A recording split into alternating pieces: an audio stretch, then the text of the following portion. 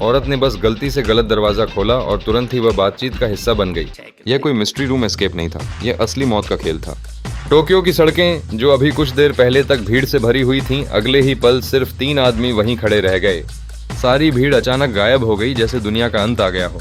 तीनों को लगा कि वे बहुत किस्मत वाले हैं, पर असल में यह उनका डरावना सपना शुरू होने वाला था। उन्हें मौत और जिंदगी के खेल में चुना गया था, जहां जरा भी गलती से गलत दरवाजा चुनते ही तुरंत मौत हो जाती।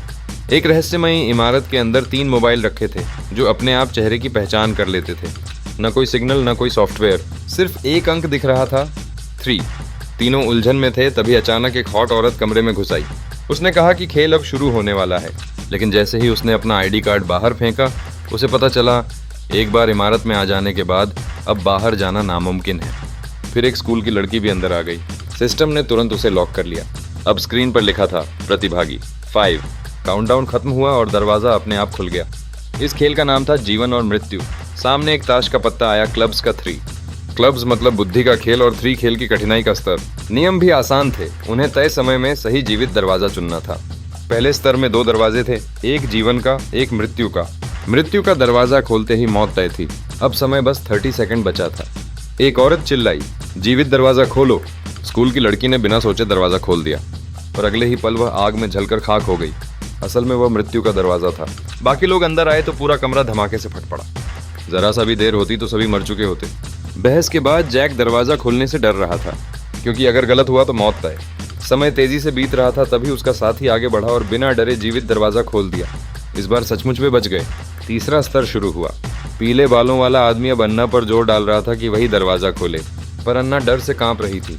तब उसने सोचा, अगर ये खेल है तो इसका हल भी होगा। असल में खेल को सबसे अच्छी तरह जैक समझ रहा था। सोचने पर मजबूर करने के लिए पीले बालों वाले ने अन्ना को जोर से मारा। जैक का दिमाग तेजी से चला। उसे कार का नंबर याद आया, 523। उसने जवाब दिया, मृत्यु का दरवाजा चुनो। और सचमुच सभी ने यह स्तर पार कर लिया। अब वे चौथे कमरे में थे। सिर्फ 90 सेकंड बचे थे। इस बार जैक ने पूरा पैटर्न पकड़ लिया। पैरों के निशान, भागने का नक्शा, बिल्डिंग की संरचना, सब गिनकर उसने रास्ता निकाला और सही मृत्यु का दरवाजा चुना। वे लगातार 5वां और 6ठा कमरा भी पार कर गए, लेकिन 7वें कमरे में कुछ गड़बड़ थी, क्योंकि सामने दरवाजा था ही नहीं, बस बाईं और दाईं ओर। एक तरफ स्कूल की लड़की की मौत वाला कमरा, दूसरी तरफ दूसरी बिल्डिंग। पर सिस्टम उन्हें इतनी आसानी से भागने क्यों देता? जैक ने शांत होकर सोचा। पहले कमरे का वीडियो याद आया, जहां असल में कोई दरवाजा नहीं था। मतलब असली दरवाजे के पीछे एक और गुप्त कमरा था। समय बस 5 सेकंड था। वे तुरंत अंदर कूदे और सचमुच एक गुप्त कमरा मिला। काउंटडाउन अब सिर्फ 10 सेकंड। जैक ने तेजी से मृत्यु का दरवाजा खोला और आखिरकार वे बाहर निकल आए। सिस्टम ने बताया खेल पूरा हो चुका है। हॉट लड़की ने क्लब्स का 3 कार्ड उठाया। मोबाइल पर संदेश आया, बधाई हो, आपको 3 दिन का वीजा मिला। सभी हैरान थे कि वीजा का मतलब क्या।